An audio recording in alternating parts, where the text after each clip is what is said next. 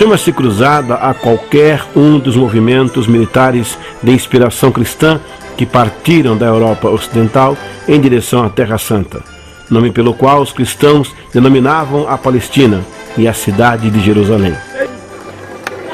Acre foi a cidade mais importante do tempo das cruzadas, porque a última cidade que ficou, quando Jerusalém já caiu na mão dos árabes, e quando a maioria do país eles perderam a maioria do país, o que ficou é Acre. E eles ficaram em Acre uns 100 anos mais. Eles ficaram aqui até 1291. Agora, por isso, essa cidade ficou uma cidade central e muito, mas muito importante. Agora, sabe que tem muitas ordens. Tem a ordem dos templários e tem a ordem dos hospitalários. Hospitalários é porque eles tratavam os doentes, então daí vem o nome do hospital, hein? Dos hospitalários. Quer dizer hóspede, quer dizer pessoas que são hóspedes, daí vem também a palavra hospital, daí vem também o nome dos hospitalários. Eles construíram aqui o centro deles. Esse centro, essa cidadela que estamos entrando, que é debaixo da terra, é um palácio inteiro, também era um hospital, era um hotel, era o centro deles, tudo que eles tinham estava aqui dentro. Nós vamos passar agora por esse lugar, vocês vão ver, está conservado, incrível. Agora estão trabalhando aqui já há 60 anos, então o tempo todo, quando começaram, 60 anos atrás, estava tudo coberto em areia. Tudo estava coberto, porque também os árabes, logo que entraram os mamelucos e depois também os otomanos, foram cobrindo tudo em areia para construir tudo em cima.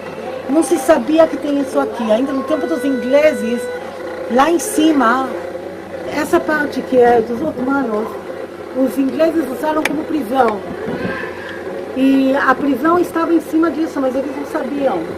Eles não sabiam o que tem lá embaixo, porque estava tudo coberto em areia, e eles começaram a sentir que tem coisas, encontraram colunas e muitas coisas debaixo da terra. Porque um deles era um arqueólogo, que gostava muito das coisas, e ele acreditou que encontrou algumas coisas, mas o verdadeiro trabalho começou aqui 60 anos atrás. Vamos entrar, vocês vão ver.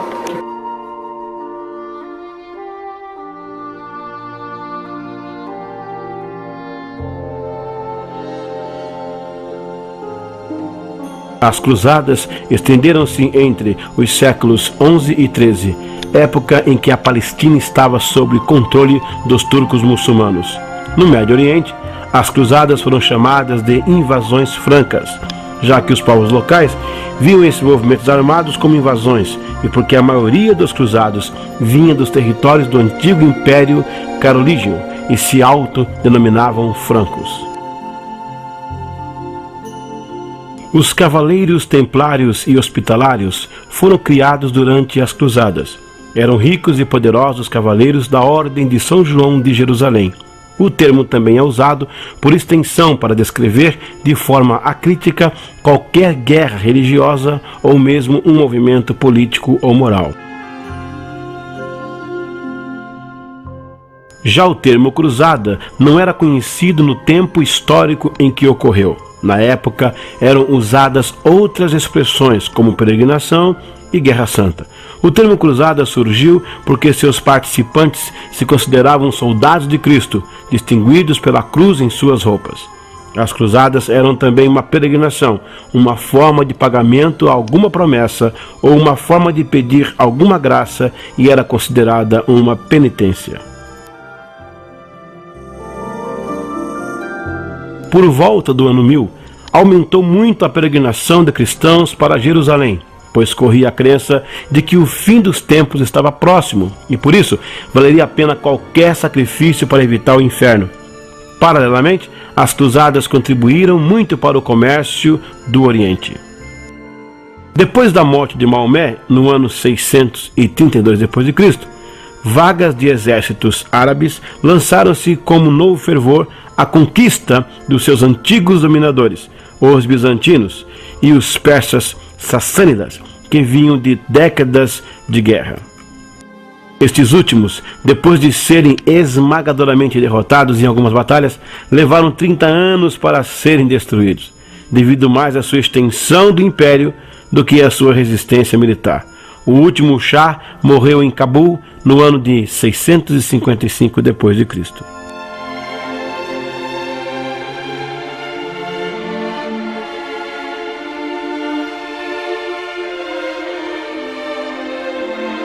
Pessoal, houve um período em que foi feitas as cruzadas pela Igreja Católica e também por alguns países que tinham também alguma questão geopolítica. Bom, foram feitas cruzadas. Isso aqui foi um local onde hospedou várias cruzadas. Aqui, por exemplo, é o corredor dos cavaleiros, das espadas, entendeu? Isso aqui foi, vários impérios passaram por aqui. Ricardo Coração de Leão, o Império Otomano. A gente está pisando na história. Vem comigo conhecer um pouco dessa cidade.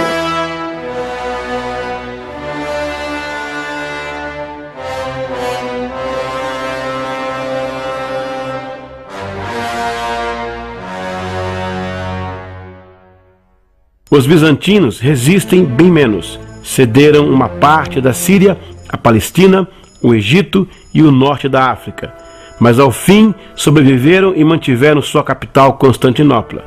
Em novo impulso, os exércitos conquistadores muçulmanos lançaram-se então sobre a Índia, a Península Ibérica, o sul da Itália, a França e as ilhas mediterrâneas. Tornado uma civilização tolerante e brilhante sob o ponto de vista intelectual e artístico, o Império Muçulmano sofreu de gigantismo e viu enfraquecer-se militar e politicamente. No século X, essa desagregação acentuou-se e, em parte devido à influência de grupos de mercenários convertidos ao Islã que tentaram criar reinos separados. Os turcos seljúcidas, não confundir com os turcos otomanos, antepassados dos criadores do atual Estado da Turquia. Procuraram impedir esses processos e conseguiram unificar uma parte do território. Acentuaram a guerra contra os cristãos, esmagaram as forças bizantinas em Manzikert e conquistaram assim o leste e o centro da Anatólia e Jerusalém, no ano de 1078. Depois de um período de expansão nos séculos X e XI, o Império Bizantino viu-se em sérias dificuldades. Estavam vivendo as revoltas dos nômades ao norte da fronteira e a perda dos territórios da Península Itálica, conquistados pelos normandos. Internamente, a expansão dos grandes domínios em detrimento do pequeno campeonato resultou numa diminuição dos recursos financeiros e humanos disponíveis ao Estado. Como solução, o imperador Aleixo I decidiu pedir auxílio militar ao Ocidente para fazer frente à ameaça seljúcida.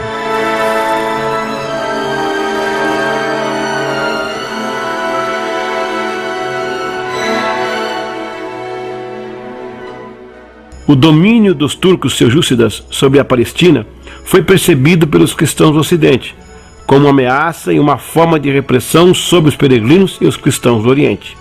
Em 27 de janeiro de 1095, no Concílio de Clermont, o Papa Urbano II exortou os nobres franceses a libertar a Terra Santa e colocar Jerusalém de volta para o domínio cristão, apresentando a essa expedição militar como uma forma de penitência. A multidão presente aceitou o desafio com entusiasmo e logo partiu em direção ao Oriente, sobrepondo uma cruz vermelha sobre suas roupas.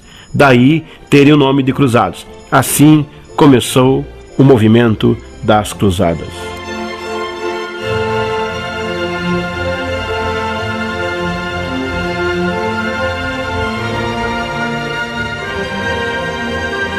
A tradição fala sobre 9 cruzadas, mas na realidade elas continuaram e permaneceram no movimento quase que permanente.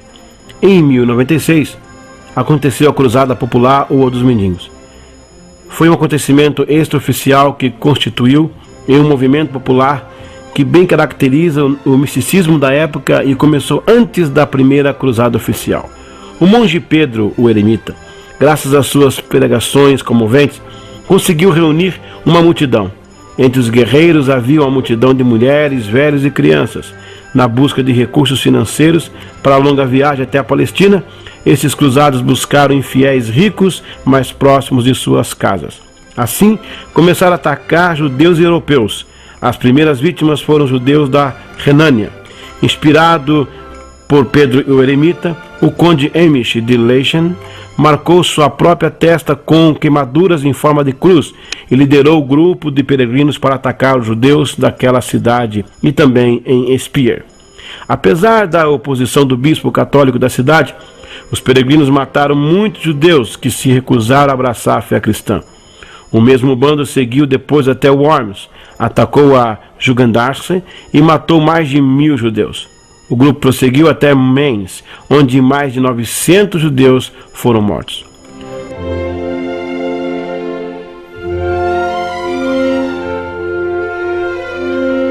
Ataques a judeus ocorreram também na colônia de Trier, Metz, Praga, Ratisbona, e o sentimento antijudeu espalhou-se pela França e Inglaterra. Diante da impaciência da multidão, em Odeburg, atual Sopron, Pedro despachou seu comandante militar Walter, o Impiedoso, com 5.000 cruzados. Ao chegar à cidade de bizantina de Belgrado, os cruzados começaram a pilhar a área rural e 150 deles morreram em confronto com a população local. Auxiliado por um cavaleiro, Glauterius Senhaveres, os peregrinos atravessaram a Alemanha, Hungria e Bulgária, causando desordens e desacatos, sendo em parte aniquilados pelos búlgaros.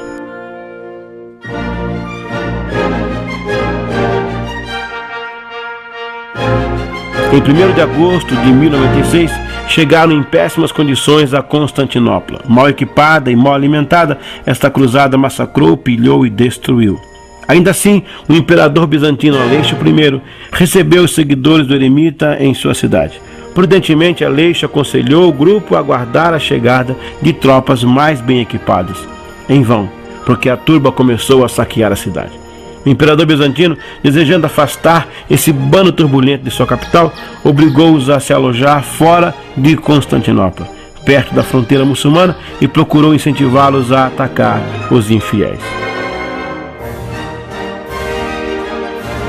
Isto foi um desastre, pois a cruzada dos mendigos chegou muito enfraquecida à Ásia Menor, onde foi arrasada pelos turcos. Somente um reduzido grupo de integrantes conseguiu juntar-se à cruzada dos cavaleiros. Durante um mês, mais ou menos, tudo que os cavaleiros turcos fizeram foi observar a movimentação dos invasores, que se ocupavam apenas de saquear as regiões próximas do acampamento onde foram alojados. Até que em agosto de 1096, o bando inquieto cansou de esperar e partiu para a ofensiva.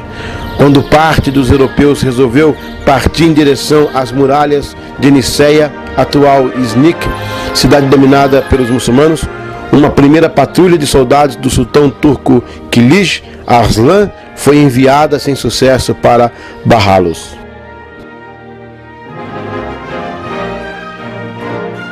Animado pela primeira vitória, o exército eremita continuou o ataque a Niceia, tomou uma fortaleza da região e comemorou embriagando-se, sem saber que estava caindo numa emboscada.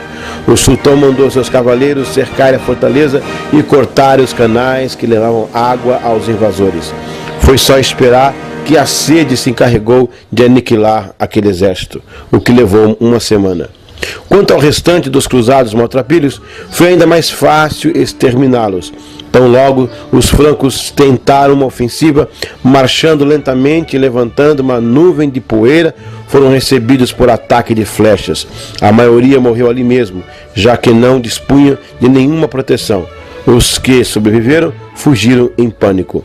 O sultão, que havia ouvido histórias temíveis sobre os francos, respirou aliviado. Mal imaginava ele que aquela era apenas a primeira invasão e que cavaleiros bem mais preparados ainda estavam por vir.